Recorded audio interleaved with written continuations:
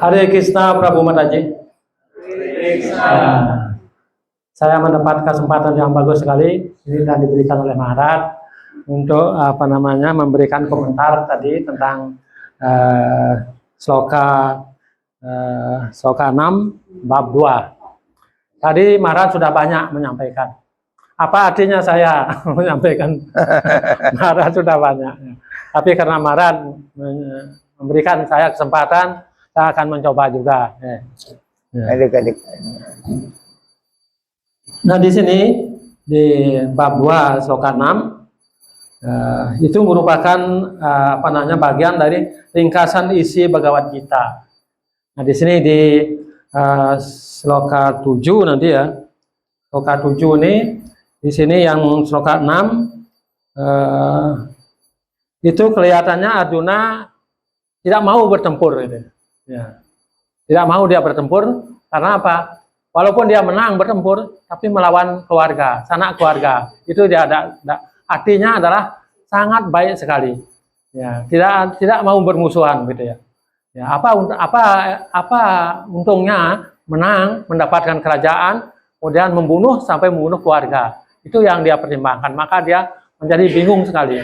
Nanti akan dilanjutkan ke sloka 7, kerepanaya dosa pada swabhawa.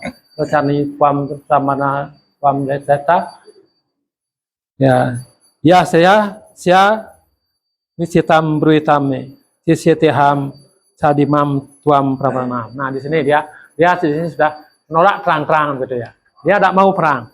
Ya, sekarang hamba kebingungan tentang kewajiban hamba dan sudah kehilangan segala ketenangan karena kelemahan fisik. Dalam keadaan ini hamba mohon agar Anda memberitahukan dengan pasti apa yang paling baik untuk hamba. Sekarang hamba menjadi murid Anda dan roh yang sudah menyerahkan diri kepada Anda mohon memberi pelajaran kepada hamba. Nah, di sini lebih jelas lagi karena dia bingung gitu ya. Nah, di sini yang sloka 6 ini kita juga tidak mengetahui mana yang lebih baik, mengalahkan mereka atau dikalahkan oleh mereka. Kalau kita membunuh para putra Dasarata, kita tidak mau hidup. Namun mereka sekarang berdiri di hadapan kita di medan perang. Nah, ini suatu masalah yang susah diputuskan gitu ya. Kalau dia tidak mau perang melawan sanak keluarga, ini kan hatinya bagus gitu ya. Dia tidak senang berperang dengan saudara. Tapi kalau dia tidak perang, di hadapannya dia sudah ada musuh-musuhnya. Ya, itulah pasukan daripada Duryodhana sudah siap di sana. Bhisma sudah siap, Drona sudah siap di sana. Lalu apa yang dibilang? Nah, ini adalah masalah besar ini. Bagi dia, seperti Maharaj bilang tadi, dia orang baik. Dia luar biasa baik, bukan seperti kita. Arjuna itu bukan seperti kita. Gitu ya. Kalau kita, mana mungkin kita bisa mengendalikan angin. Seperti Arjuna bilang, menyampaikan dengan Krishna, saya tidak bisa mengendalikan pikiran saya. Lebih gampang saya mengendalikan angin gitu ya.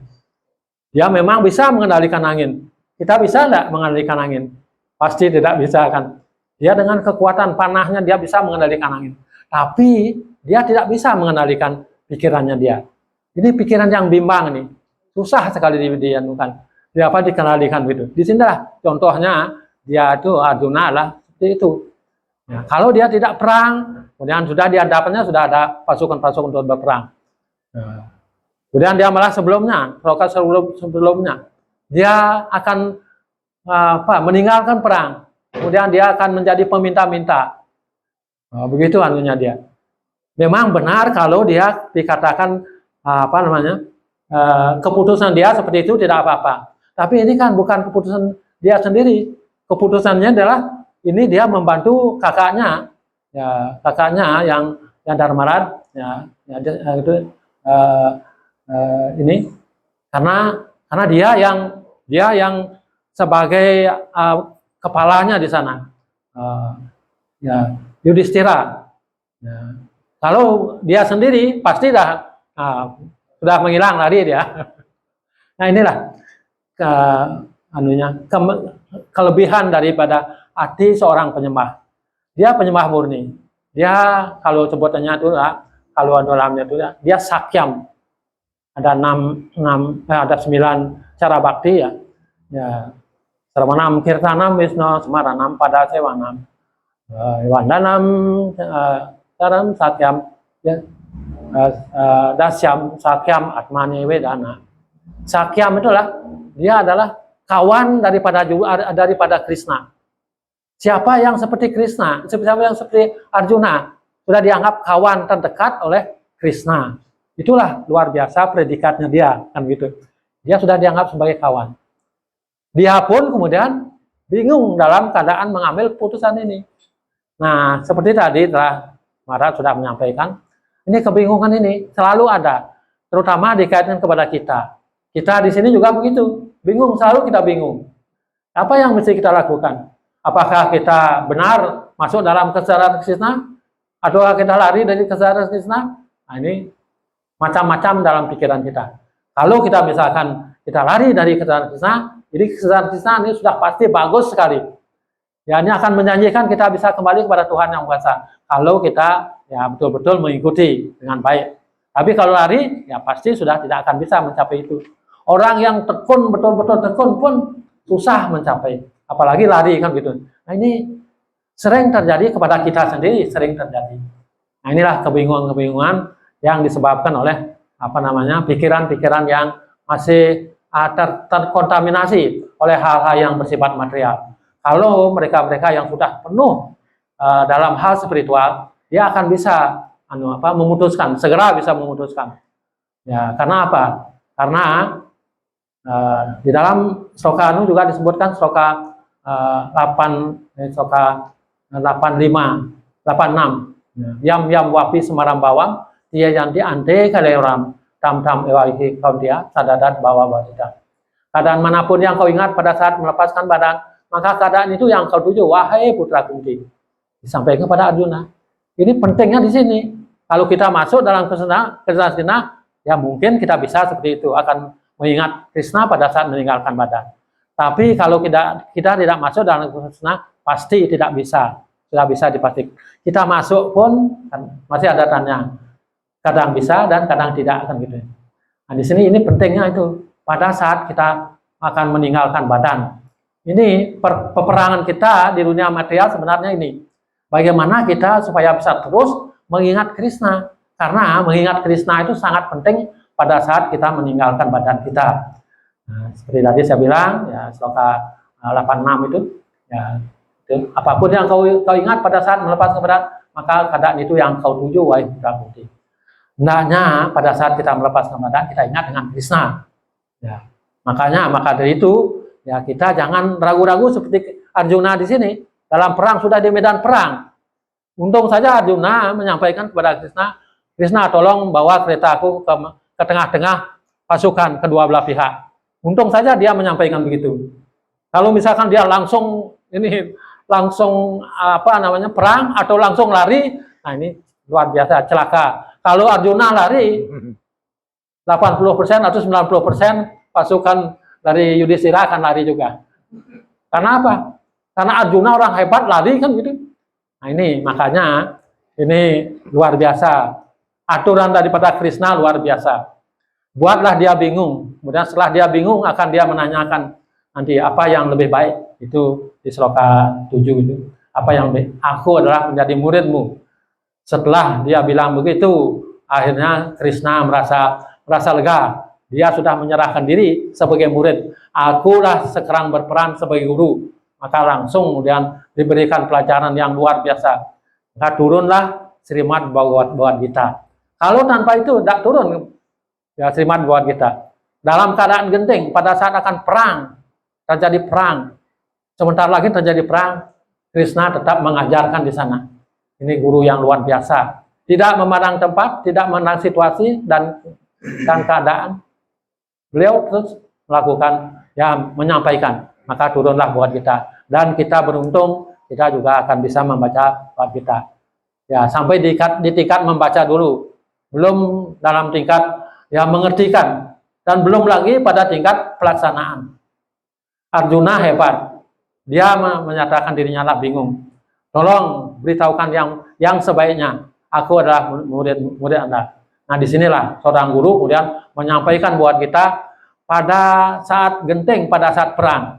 Kemudian beliau menyampaikan hanya dalam 1 jam. Selesai disampaikan, murid yang jenius seperti Arjuna memahami semuanya dan akhirnya menyatakan diri. Kemudian sebelumnya disampaikan oleh Krishna, sudah aku sampaikan demikian banyak kepadamu, sekarang tinggal pilihan padamu. Apa kau mau perang ataukah kamu lari? Tidak, saya akan perang. Ini tegas. Dari sebelumnya dia bingung sekali, kemudian langsung Krishna menyampaikan itu Bhagavad Gita sebagai pelajaran. Dia seketika berubah. Tidak, sekarang saya perang. Luar biasa. Kita sudahkah begitu? Nah, pasti sudah. Hanya belum pada tingkatan-tingkatan seperti Arjuna. Gitu ya. Ya, janganlah apa mahayal seperti itu kan. Gitu. Ya, paling tidak kita sudah ikut membaca dan mengertikan. Nanti dalam pelaksanaan pada saat kita melepaskan badan. Di sana pentingnya di sana pada saat melepaskan badan. Ya, apa itu. Maka ingatlah kepada Krishna. Kalau sudah kita ingat pada Krishna, tentu kita akan bisa kembali kepada Tuhan Yang Maha Esa. Ya, itu pentingnya. Maka dari itu, bagaimana caranya? Kita melakukan pelayanan bakti. Pelayanan bakti yang paling penting bagi kita semuanya adalah mengucapkan maha mantra Hare Krishna, Hare Krishna, Hare Krishna, Krishna Krishna, Hare Hare, Hare Rama, Hare Rama, Rama Rama, Hare Hare. Nah, dengan demikian kita akan bisa kembali kepada Tuhan Yang Maha Esa apabila kita ingat. Setelah kita sampai di sana dan tidak akan kembali lagi ke sini. 816 itu ya. Ya. Apa itu 816? Ya. Anunya itu dari artinya apa? Di dunia material ini, dari yang paling bawah sampai tingkat yang paling atas, semuanya adalah merupakan kegiatan-kegiatan yang sangat membahayakan. Itu adalah terjadinya kegiatan ya hidup dan lahir hidup mati, begitu saja. Tapi apabila seorang sudah mencapai alam rohani, dia tidak akan kembali lagi. Brahma buana lokal itu artinya. Ya, tidak kembali lagi. Apabila kita mencapai kepada kepada Tuhan, alam rohani, maka dari itu kita jangan masih ragu-ragu. Apabila kita sudah melakukan ini, mempelajari ini, kita akan bisa kembali kepada Tuhan Yang Maha Esa dan tidak akan kembali lagi. Artinya kita tidak dilahirkan lagi. Kalau sudah tidak dilahirkan lagi, kita sudah sukses hidup kita. Nah, ini ditentukan pada saat kita meninggal. Ya, karena di sana ditentukan. Ya, makanya pada saat kita meninggal, hendaknya kita mengingat Krishna. Jangan melihat yang lain. Kalau mengingat yang lain, kita akan kembali kepada itu. Mengingat dengan keluarga, kita akan kembali kepada keluarga. Mengingat dengan teman-teman, kita kembali bergaul dengan teman-teman dan lain sebagainya. Itu tidak ada gunanya. Ingat dengan bisnis kita akan kembali bisnis. Nah itu. Maka jangan seperti ingatannya adalah satu kepada Krishna. Krishna akan menolong. Tapi kalau kita tidak ingat dengan beliau, apa yang kita ingat, kita akan kembali kepada itu. Nah ini. Jadinya mengingat adalah paling penting. Seperti saya katakan tadi, 9 cara bakti itu juga ada di sana. 3 penting. Sravanam, Kirtanam, Wisnu, Semaranam. Inilah di sana ada mengingat Semaranam. Semaranam itu sangat penting sekali. Kemudian yang pertama adalah mendengar penting. Sudah itu mengucapkan penting dan mengingat penting. Ini tiga hal yang penting. Nah, itulah yang pertama adalah Yang pertama adalah mendengar. Mendengar itu adalah ini indria kita yang indria mendengar itu sangat penting sekali. Indria mendengar tidak pernah berhenti dia. Walaupun kita tidur, indria mendengar itu masih aktif. Ya. Maka dari itu indria mendengarnya itu adalah penting. Dari pertama dari anak bayi, misalkan dia lahir, kemudian dia cerdas, artinya dia sempurna. Pendengarannya adalah itu biasanya dites kan gitu ya. Itu anak bayi dan dibunyikan ting ting ting ting, menoleh dia. Nah, ini telinganya bagus. Nah, dia nanti bukan menjadi calon yang tuli gitu. Tapi kalau sudah dibunyikan ting ting ting ting gitu, kemudian tidak ada menoleh dia, berarti berbahaya. Dia tuh akan menjadi tuli. Karena apa? Karena tidak mendengar apa-apa, dia tidak bisa membilang. Nah, dan serenam kirtanam. Serenam itu adalah mendengar dan membilang. menyampaikan, berkata. Maka dari bayi pun itu sudah ditentukan, dia tuh bisa mendengar, dan nanti dia bisa berbicara sempurna dia. Kemudian setelah itu baru mengingat.